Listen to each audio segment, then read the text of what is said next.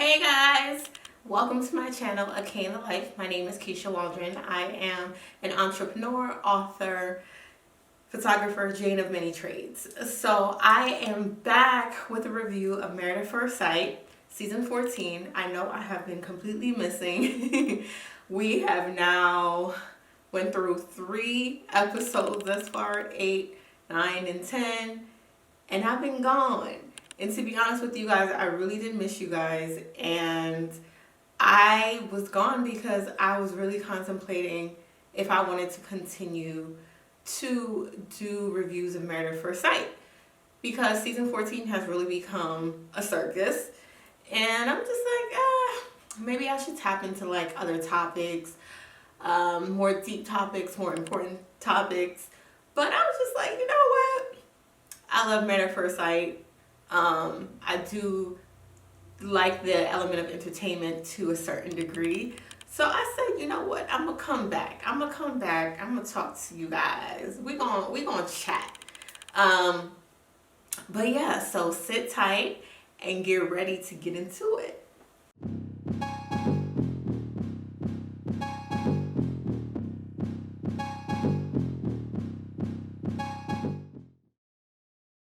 Okay, guys, so as I mentioned before, I have been missing, so that means it's 3 episodes in and I haven't done reviews. But I do want to just give a quick recap on things, and then we're going to get to the main topic of episode 10. All right, so in episode 8, I believe that was when all the couples gathered at the bowling alley and it became a messy mess.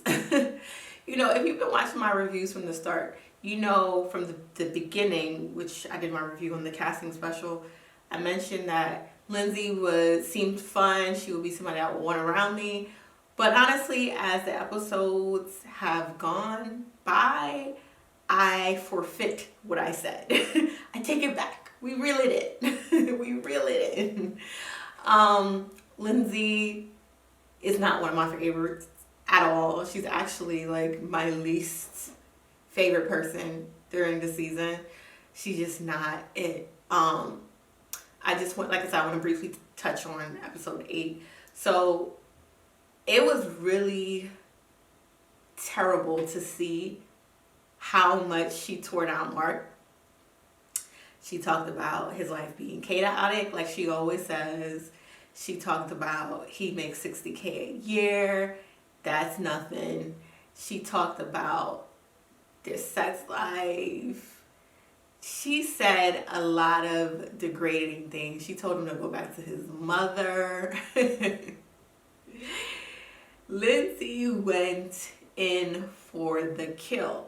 And you know, we got warned by her dad on the wedding day about her tongue being sharp. But I don't think I ever thought it was to this extent. It's crazy because I feel like a lot of times when it comes to shows and even just like in everyday life, people can be really biased about how men are treated opposed to how women are treated. Because I honestly believe if Mark the Shark talked to Lindsay the way that she talked to him and degraded her, the way that she degraded and demeaned him, everybody would be on his case. Everybody would be calling him a narcissist. Everybody would be calling him an abuser. Everybody would be on his case. But for some reason, because she's a woman, we're lighthearted with how we handle her behavior. I really feel like the experts should have took time to really check Lindsay and put her in her place and let her know your behavior is unacceptable. And if you want to be a cat lady for the rest of your life and have no man, continue to do what you've been doing. Lindsay mentioned, I believe during the casting special on the wedding day, that she was engaged before and Beyonce kind of just like ghosted her pretty much, or said he didn't want to be with her anymore before the wedding, like I think a couple weeks before the wedding. It all makes sense now. Lindsay, I hate to be this honest and this blunt, But I really feel like Lindsay's a vile person. I really believe that she's vile and uncouth. I believe that I don't believe her. I don't believe her when she says that she's dated all these engineers. She went through all the engineers in Boston or whatever, wherever they were from. Lindsay, let me tell you something. I know that you're lying because men of success do not go for women like you. Men of success are not going for a woman that cannot handle herself in public settings, that drink so much and cannot handle their liquor, that has no sense of time and place, know when to say something, when to hold their tongue, who carries themselves very plain Jane-ish, like no spice, no nothing, like not even a dye or color to your hair, some highlights, something. Like, Lindsay, you are not that girl, and I don't want to put another woman down, but I have to be honest, like, you are not that girl. So I'm going to need you to stop acting like that girl. You may try to act like that girl because you feel like Mark is below you because he's in a situation with his housing. I don't know if Lindsay makes a higher salary than Mark. I'm going to assume that she does. But you present yourself to be something spectacular because you have someone that may be codependent on you, as to why you can demean them, as to why you can disrespect them, as to why you can say things like, oh, he has to earn me. Earn what, Lindsay? What is he earning? Show me what he's earning. Tell me what he's earning besides living in an apartment with you, with the cats, and having to deal with your brashness and that mouth of yours. Like, I don't believe you. I do not believe you. I do not believe engineers was checking for you. They may have been sleeping with you and then ghosting you. That's what I believe. But were you the main thing? No. Were they saying, hey, Johnny, this is my lady, Lindsay. This is my girl, Lindsay. I wanted to introduce you. No, they weren't. Because you're just not that girl that a guy would want to show off to his colleagues or his friends.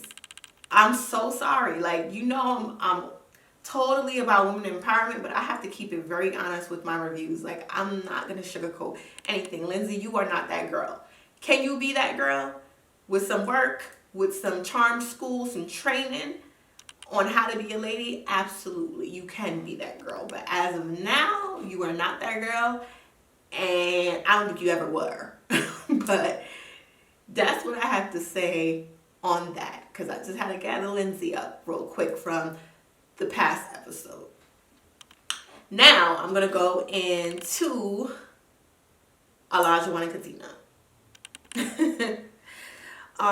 What I have seen for the past 3 episodes, or 2.5 episodes, matter of fact 3 episodes of Olajuwon and Katina has been really heartbreaking for me. And I feel like the experts really should step in. Really should have stepped in. Because the way that he talked to her when they were sitting down at dinner and told her that he needs to know where she mentally is, and she needs to prove to him that she's pretty much a woman, was disrespectful. Like, Olajuwon, Katina is not your daughter. You did not raise her. She did not come from your seed. You do not need to treat her like your kid, because you didn't have her, baby boy. You didn't have her, okay? And my question to you is, how do you know what a wife is? Your mother was not married to your dad. So what wife exactly did you see? Did you create this wife in your imagination? Did you see a 1950s movie and got your reference of what a wife is from that? Because for me, I'm not about to listen to no man on how to be a woman or how to be a wife when your mother wasn't even a wife. At least she wasn't a wife to your dad. So what is your point of reference, sir? Let us know, because we're all curious. What is your point of reference? I'll wait. We done waiting? Oh, okay. I still don't have the point of reference. What is your point of reference? To, and just how I went on Lindsay for demeaning Mark, Olajuwon demean Katina. Like, people have to understand, if you were not raised a certain way, or you're a person that's used to doing things on your own, meaning getting your own food, doing your own laundry, clean up after yourself, you're not going to automatically jump into that role just because you got married. Like with myself, for majority of my life, I've taken care of other people. I've taken care of kids. I've helped, because I'm the oldest sibling. I've helped with so many things. So I'm used to taking care of others. I'm used to doing things a certain way. My mother made me clean. Like, she didn't play. Like, if she found a spot, if you were cleaning the bathroom, she found a spot, she will make you clean the whole bathroom from top to bottom all over again because you missed the spot. You weren't careful enough, or you weren't paying attention to enough to know that you have to wipe under the faucet that you turn. When you turn the faucet, you gotta clean under there because rust is under there and like dirt is under there too. So you can't miss that. You can't just like clean on top. You know what I mean? So I had to like make sure I was on point because I didn't want to have to clean the bathroom all over again. That used to piss me off because if anybody knows anything about cleaning, especially cleaning the bathroom, it takes at least a while, especially if you really clean it. And I'm talking about using Ajax in the tub and scrubbing and letting it sit almost like you marinating chicken. Letting it sit for some time, make sure the dirt, you cleaning the toilet. I had to clean the knob on the toilet, on the side of the toilet. I think the knob is to lock the toilet in place. I believe that's what it is. I'm not sure. But we had to clean up under that. I had to clean up under that. I had to clean top to bottom. I had to mop top to bottom. Like, that's how I was raised. So with that being said, me getting married, I can easily fall into the cleaning role.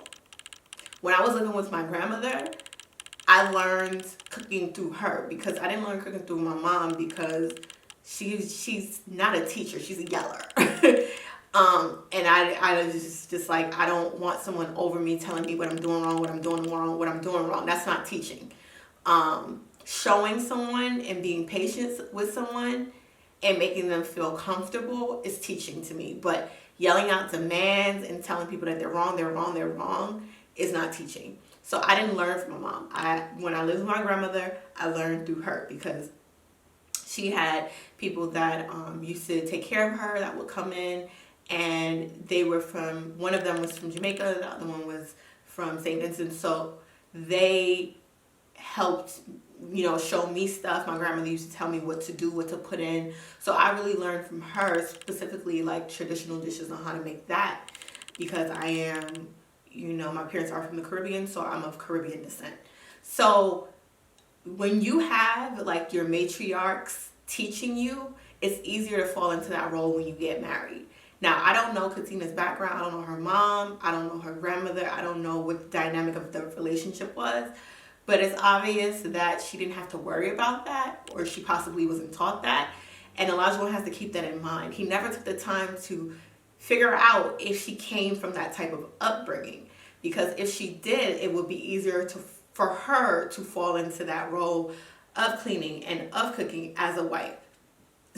But if you're really a husband, if you're really a man, if your wife doesn't know how to cook, you will teach her. You start off small. You start off with like spaghetti. Like, you'll start off with the light stuff. And then you'll move on to, okay, fry some chicken. Okay, and then we'll move on to, okay, let you do some collard greens on the side. Like, or you move on from frying chicken. Okay, fried chicken. We know that's not the healthiest. Okay, then you move from frying chicken to bacon chicken. Okay, and then you learn to make rice. Like, and then you gradually learn to make more things. It takes time. And I don't know about y'all, but I like learning from a man. Like, I like a man teaching me new things. You know what I mean? It's sexy to me. For me to look up to my partner and be like, okay, I see you, big daddy. I see you, daddy. You know, teaching me stuff that I ain't know. Okay, I see you, daddy. Daddy, it's a turn on. You know what I mean? So it's just like, but to have a partner that's demanding, like, you need to know how to do this. You need to know how to do this. It's like, okay, Olajuwon, Ike Turner. Like, calm it down. Like, let the girl learn as she goes. Now, I'm not just going to go in on just Olajuwon, but Katina, girl, when she said clean half of the floor, I said, how do you clean half of the floor? Like, you got to clean the entire floor. Now, I could see if she said, okay, I will clean the floor, you'll clean the counters.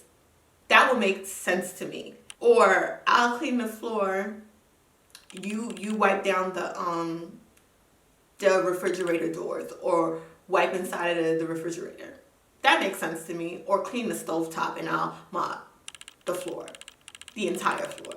But half the floor, I never heard that a day in my life. You don't clean half of a floor. You mop the whole floor. Like, that was odd. But yeah, but Olajuwon is like, this lady is not your kid. Like, when you have children later on in life, if that's how you want to deal with them, I hope you don't, because they might need therapy after you as a dad. But when you have kids, then you can delegate and dictate. But your wife is just like, I feel like Katina keeps trying to please this man, and it's I hate to say it, but it's the cancer in her. It's the cancer in her. Trying to please people that really do not deserve your time, that do not deserve your presence, that do not deserve your effort. Like, I feel like with our sign, like, we can be big time people pleasers, and we put a lot of other people before ourselves. But it gets to a point, especially when you start to really figure out, a lot of people don't really care for you the way that you care for them, or they don't reverence you in the way that they should, based upon what they say and how they feel about you. We have a habit of aiding or catering to people who don't deserve us, or our time, or anything. Our presence, nothing. And I feel like that's what Katina is doing. It's just like, this man is beating her down constantly, not literally, but emotionally just beating her down, tearing her down, telling her she's not good enough, she's not good enough, she's not good enough, she's not good enough. That she's almost like hopping to his beat, like, okay, did I do it right? Did I do it right? Did I do it right this time? You happy now? Like, those are signs of an abusive relationship. Not to say Katina's in an abusive relationship, because I don't want to put that out there, especially if that's not the facts. But Olajuwon shows signs of an abuser or a narcissistic man. Like, he shows signs. I cannot tell you, because I tell you guys, I be in these Instagram streets, I be in these TikTok streets, I be in these YouTube streets reading comments. And I cannot tell you the amount of women that were in abusive relationships that said that he reminds them of their exes. Plethora of women. Plenty women said that Olajuwon reminds them of their abusive ex. And to be honest with you, I think a thing that Married at First Sight does not do, that Ready to Love on OWN does, is they will check in with the exes. The new person will, on Ready to Love, the new person will interview with the ex of the person that they're interested in, to get a little information on them, and also why their relationship didn't work. I really believe in the casting special of Married at First Sight. That should be something that's done, because I need to hear from exes. How was this person with you? Because I'm very curious to know how Olajuwon was with people from the past. I know he said he wasn't really in any serious relationship or committed relationship, but regardless of that, whoever he was dealing with, I'm pretty sure he was dealing with them for possibly a time, and I want to know what their experience was with him, because he is so intense. He's such an intense person. I've been saying that from the beginning of my reviews. He's so intense. So I'm so curious to know what former women's experiences are with him, because he shows signs of an abuser. And I've said in the comments myself, and I don't take back what I said. I said the only thing that's stopping Olajuwon from possibly putting his hands on Katina is the cameras. Because you know, even when production's gone, they got the secret cameras in the apartments to record. I'm like, if it wasn't for that, like, what would you do, Olajuwon? Because you acting very Ike Turner-ish. Remember, this is an 8-week process, right? Which is not a long time. And if you could beat someone's spirit down in 8 weeks, imagine what you could do in a year. Imagine what you can do in 5 years. Imagine what you can do in 10 years. Like, seriously? You're dangerous. You're a dangerous person. And I am scared for Katina. I'm going to say it. I'm scared for Katina. I believe her friends sense Olajuwon's BS. They sense that she's not in the best relationship or the best situation. And this is what I talk about. The experts put these two people together. And the experts keep using this excuse of, oh, they came in and they presented themselves to us one way, but once the cameras were rolling, they were a different way. There's no way y'all could tell me that, and I believe that, especially when you guys hold degrees. This is your specialty. This is your alley. You are supposed to vet people. You are an expert in vetting people. But how come every season, for the last, 3 or 4 seasons, y'all failed the vetting process? I don't get it. It just keeps, from season to season, it just keeps getting worse. We had Chris from the Atlanta season. He was terrible. Now we got Olajuwon. I'm just like, seriously? You got a guy to be on the show and paired him up with a black wife when he said that he's never dated a black woman. Really? And that wasn't a red flag. That was not a red flag to y'all. That didn't strike y'all as a red flag. Black women are not an experiment. We are not an experiment for you to try out to see if you like us or not. We're not no damn experiments. Like, come on now. My critique on Married at First Sight, when it comes to the black couples or black women, y'all keep pairing us with these toxic men. Y'all just like seeing us struggle. Y'all just like seeing us getting beat down emotionally. Y'all just like seeing the chaos and the toxicity. Y'all just like seeing us going through that. Y'all like seeing a Michaela who acting crazy on camera because her emotions are all over the place. Y'all won.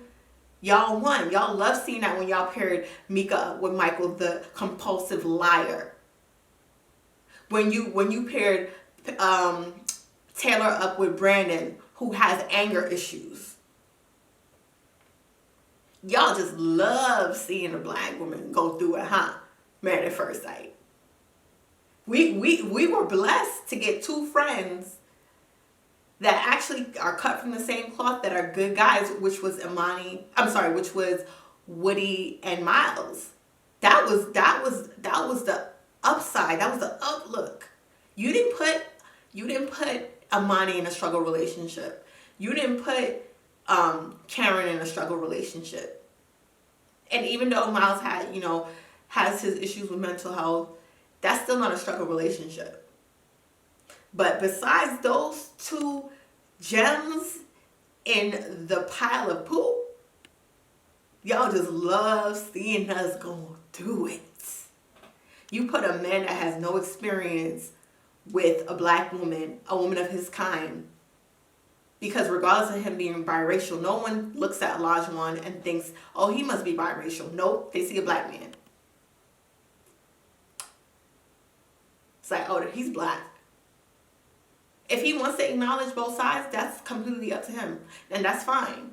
But society does not look at what your actual genetic makeup is. They just look at what you look like physically. And they deem you as that. Even if you're biracial. And what he looks like to everyone is a black man. Y'all wanted to see him beat up on Katina. That's entertainment for y'all. Well, I'm not having it. I'm not having it. Like, honestly, I think Katina needs a free pass to get off the show. I think Mark needs a free pass to get off the show. Because they're both in a hostile environment in abusive or semi-abusive relationships, pretty much. And Katina will be crazy if she says yes on decision day. She will be crazy. If this man act like this in an apartment that the show funded, oh baby, what do you think is going to happen when you move into the house that he paid for? That his name is on the deed for? Girl, you might want to run. You might want to run.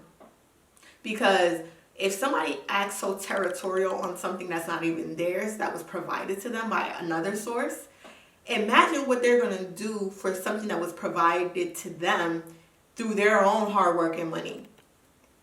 Oh, baby, Katina, you're in for a ride, sis. You in for a ride. You better say no on decision day. You better not let him get in your head and fluff you up and make you think that things are going to get better once you're all together and the cameras leave. Because it is not. It's going to get worse. Ain't going to be nobody to save you because ain't no cameras around, baby. Like, get it together. Say no on decision day because he's not it. He is not it. Absolutely not. He needs anger management. He needs therapy. He has issues. I remember when Woody from the New Orleans season, he was like, before he even came on the show, he went through therapy because, he didn't have his dad in his life. And he said when he was growing up that, that really angered him and really bothered him. And he wanted to work through that. So by the time he got to Amani, he already went through therapy. He was a whole individual. He was already a man. He was already transformed. And he just Woody. We know Woody was the party guy. But Woody was really looking for a wife to settle himself. He was more so on as soon as I find my wife, I'm going to put down all that going out, all that partying, like all that showing out that I was doing.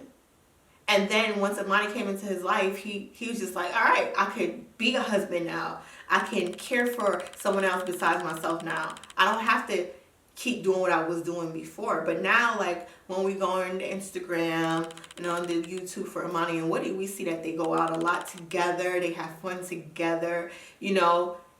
They are in a partnership. And congratulations to the both of them, by the way, for the baby on the way, which I'm super excited about.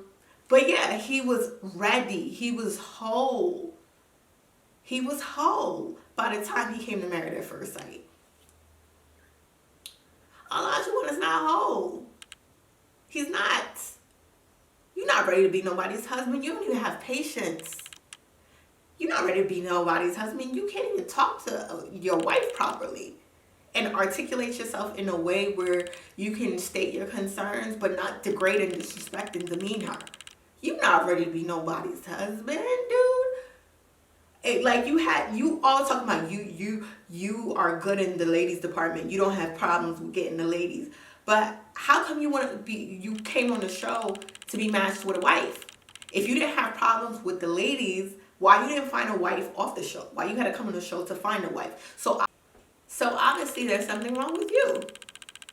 You couldn't find a wife off of the show, like you keep bragging about how you have no problems with the ladies, with women. But why aren't women choosing you? Why aren't women wanting to be married to you? That's the question that I have. Why have you not been with a black woman? How come a woman, you said black women don't like you or something of that nature? because we see through your BS. We know that you full of sugar, honey, iced tea. We know that you a F-boy. So we're not going to tolerate you. We're not going to tolerate your nonsense. So you had to run on the show to find a wife. And then you were matched with a wife and you beating up on this girl emotionally. You tearing her down so she can be your robot and hop and skip and jump when you want her to. But what are you really contributing? What are you bringing to the table, Lajuan? Are you bringing patience? No. Are you bringing love? No. You ain't even giving the girl that thing. You ain't even giving her that thing. But you want her to sit there and cook and clean for you? And you can't even do that? You wouldn't even give her a little sample or nothing? But you want her to be Betty Homemaker for you? Boy, bye. Boy, bye. And to Elijah's mother, you should have did a better job raising that son of yours. Because his mind is all warped. And I said what I said. Anywho, moving on. All right, so let's catch up for episode 10. So Noy and Steve, from the beginning I said I don't want to claim Noy and Steve. I said I didn't want to claim Noy and Steve as my favorite couple. But I think out of all of the couples, they're doing the best. I don't feel like they're at 100%. They're more at like 70, 75%. But Steve, sir, you have to get a job. You have to get a job. If there's something that us as viewers don't know, as far as how much you have in your bank account, I think it would be good to do what was done last season, where, like with Gil and Merla, where they exchanged each other's financial backgrounds. They showed each other's accounts, even Gil lied, but whatever. We're off that season. But show your wife what's in your account to give her peace of mind. Because obviously she likes you as a person. She's attracted to you. But she doesn't know if you could take care of her. She doesn't know if she's going to be living in an apartment one day and then living in a tent the next. She doesn't know. She does not know. And you will only give her peace of mind if you either, one, get a job, or show her, this is how much I have in the bank. We good. We going to be good. Don't worry. With the addition of her income as well. Depending on how they set up their home and how they want that to be. Just give the girl peace of mind. She just wants peace of mind. Steve, I know you want to travel the world, because I like traveling too. And I've traveled the world myself. But give your wife peace of mind. That is all she's really asking for. And you will see how your household will be so harmonious once you do that. But until then, she's always going to be worried if she's going to have to foot the bills, if she's going to be the breadwinner in the relationship. He's talking about being dad mom. Sir, no, none of that. No, we don't want you to be dad mom. We want you to be the breadwinner. We want you to be the one that makes the money. And then anything Noy makes is only in addition to. But she not about to take care of you, sir. She not about to fund you. We don't do funding men. Okay? At least not on this channel. At least not on the Can of Life. We don't do that. It's the other way around. Your husband's supposed to take care of you. And you make your own money, but he's still taking care of you, making sure everything's good. That's what we're pro. We're pro that. We're pro husband taking care of their wives on a Can of Life. That's what we're pro. That's what we're pro. Period. But yeah, Steve, just listen to your wife, listen to the experts at this time, and give that woman a peace of mind. Give her peace of mind. But you know what was crazy to me is when he was like, oh, if I work, that's going to mean you're not going to have the house clean. You're not going to have food. cooked for you. I'm like, sir, you can work and still cook and clean. Cut the crap. My mother does it all the time. She works, but she still makes sure the house clean. Her house clean. She makes sure that food is cooked. Like, that's not an excuse to get out of working. Like, oh well, the house ain't gonna be clean if I work, or oh, you ain't gonna have no meals if I'm at work. What, sir? Who? What? Like, what logical person is gonna go along with that foolishness? Like, cut it out. Cut it out, Steve. Cut it out. Like, we don't do Mr. Moms over here. Like, no. No. No. Sorry. Not on this channel. Not on the Candle Life. Maybe somebody else's channel or whatever. But anywho, moving on to the next couple, which is Jasmina and Michael. So, needless to say, as I've said in previous reviews, Jasmine is over Michael. She's over it. She's really just going along to get along at this point, to get to the end. And to just say a no on decision day. Because she just makes it so difficult. Like, I believe, even though Michael did what he did with the line about the roommate situation, and I don't like liars. I cannot stand a liar, especially if I ask you a direct question. Why would you sit there and lie as an adult? Like, who you gonna get in trouble with? It's not like when we were kids, we would lie so we wouldn't get in trouble. Like, you're grown. Like, what do you have to lie about? But anyway, besides that, putting that aside, this man asks you, and I'm going back to the previous episode, I believe episode 8. He asks you, what would you suggest for him to be a better communicator? What can he do to be a better communicator? Her response, just talk to me. If you tell me that I am a horrible communicator, you don't like the way that I talk to you, you don't like my tone, and then I ask you directly, what can I do better or what steps can I take to be a better communicator so we can be on one accord, and you say, just talk to me, girl, you don't even know. You don't even know. That is like, you nitpick so much to the point when someone's asking you a direct question of how they can be better to be harmonious in the relationship with you, and you say, just talk to me, you don't even know.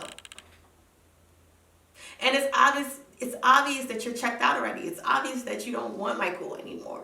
Like, it's obvious. So it's just like, say that. But to make it seem like, oh, well, I have all the answers and I know. But when someone asks you, just talk to me.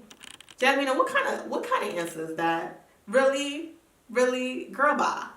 I would rather her have said to Michael, there's nothing that you can do because I'm already checked out and I don't think we're compatible. I don't think we're on the same page. And I already know that we ain't gonna work. I would have rather her said that than to be like, just talk to me. Like, what kind of answer is that? Girl, bye. Like, I really feel like Jasmine, and I've said it before because I've been very harsh with her on my reviews. I feel like she's the problematic one. I really do. Like, I don't think Michael's perfect at all, but I really believe that he is actually trying. He's trying to make it work because he strikes me as the type of man that doesn't want to fail. And I feel like a person that doesn't want to fail will hold on as strong and long as they can so that they don't fail. That they can exercise all avenues before they let go or say, man, I can't do this anymore. Like, they will literally exercise all avenues, and they might not even quit at all. You know, they might just tolerate. They might just go through it or whatever. But he strikes me as the type that doesn't want to fail. But Jasmine is already checked out. She doesn't like him. So at this point, I feel like there's nothing he can do. And I would have respected her more if she said that and she would get off the show and go home. And go to whoever or just work on herself, whatever the case may be. Like, it doesn't make sense to me. Like, I feel like Jasmine needs a get out of jail free pass to get off the show, I believe. Mark needs a get out of jail free pass to get off the show. I believe Katina needs a get out of jail free pass to get off the show. And that's going to leave one couple, which is Noy and Steve, because everybody else is just, it's not it. They're not in a healthy relationship. It just doesn't work. Now, I would be rooting for Jasmine and Michael if Jasmine was actually willing to work. But she's done with it. She's already checked out. Everything, how she moves, how argumentative she is all the time with him, how she doesn't make sense a lot of the times, tells me that she's checked out and she's pretty much done. So there's really nothing that he can do. But at this point, if they all were to, at least one of the three of them, one per couple, with the exception of Noy and Steve, was to leave, they would have no show. Because Chris and Alyssa already made their exit. So it's just like, they would have no show. They would have to redo the Boston season or move on to the next season, which I believe is San Diego. They would have no show. But I would rather y'all have no show than making these people stay together and then you know they don't belong together. You know they're not supposed to be together. I believe Michael and Jasmine had the potential to really work out their kinks, but one person cannot be the only one that wants things to work out. Both individuals have to want things to work out. Because if one doesn't want to put in effort and the other does, it's not going to work. It's going to fizzle out. So, yeah. It's pretty much a wrap on that. Like, Jasmina, girl, you got some work to do. You really have some work to do. And I understand that you've been in long distance relationships, so you probably never had to be, up and close with the people that you were dealing with or whatever. Or, y'all will see each other here and there, not often. You will go to them, they will come to you, whatever the situation is. But it's just like, you have to learn to be in the same space with another person outside of the kids that you teach. With adults, you have to learn how to be in the same space with adults. Because I don't know, you don't play well in the sandbox. At least not with Michael. But, yeah, I just feel like they're both very awkward with each other. And I believe that's because they have no spark. They have nothing to really glue them together. Did they have potential? Yeah, but like I said, both of them are not in it. One is checked out and one is checked in. One is still trying. But, yeah. So on episode 10, this was the episode, I guess, more about intimacy and sex. So, they brought out the toys and all that. It got a little spicy. But yeah, with Mark and Lindsay, I just think Lindsay's just, she's just crude. Like, she's just, ugh. Like, when she had the gag ball thing, I think that's what it's called. It was just like, ugh. It's like, who would you turn on? It was just, yeah. And Mark was so uncomfortable with her. And it's so funny because Mark was like, oh, I never been gagged before. I'm like, Mark, you ain't fooling nobody. I believe you really about that life, but you just not about that life with Lindsay. I believe Mark, he could be about the dominatrix life, that type of stuff, that S&M stuff, but just not with Lindsay. I just think he was really fronting. I really think he was fronting. Like, I really do. And Lindsay had mentioned like he's not giving her the boom that he promised that he would give in the beginning. I'm like, because he doesn't like you. Not because he can't, he just doesn't like you. So there's no boom to give to somebody that you don't like. But anywho, so yeah, so I just believe he was just acting coy. But Mark, you ain't though. I know you into that stuff. I know you are.